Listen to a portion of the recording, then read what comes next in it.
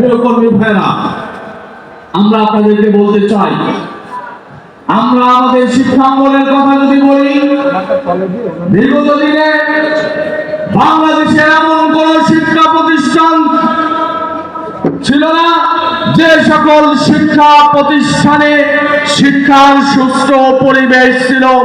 ছাত্রলীগ এবং তার সহযোগীরা শিক্ষার প্রত্যেকটি জায়গায় সন্ত্রাস, মাদক, নারী এবং কি মানবাধিকার লঙ্ঘন করার মতো জঘন্য অপরাধ করে এক অস্থিতিশীল পরিবেশ সৃষ্টি করে বিগত দিনে তারা রেখেছিল।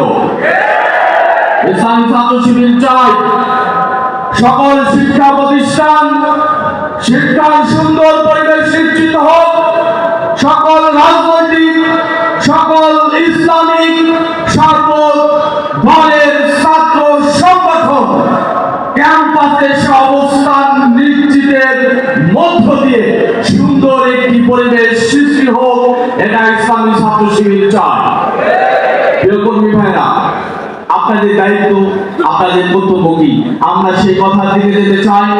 ইসলামী ছাত্র শিবির তার জনশক্তিদেরকে এই কঠিন পরিস্থিতিতে, দুঃশাসনের আওয়ামী লীগের সেই সময়গুলোতে যেভাবে পরীক্ষা দিয়ে জালিমের মসনদকে তছনছ করার মধ্য দিয়ে পরীক্ষায় উত্তীর্ণ হওয়ার এক শক্তিশালী কর্মী বাহিনী তৈরি করেছে।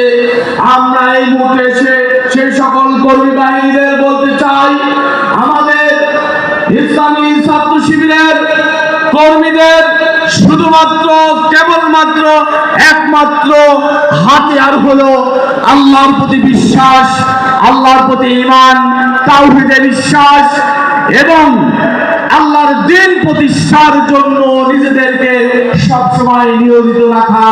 এটা ইসলামী ছাত্র শিবির তার কর্মীদের কাছ থেকে চাই। আসুন আমরা আমাদের আল্লাহর প্রতি ঈমান বিল্লাহ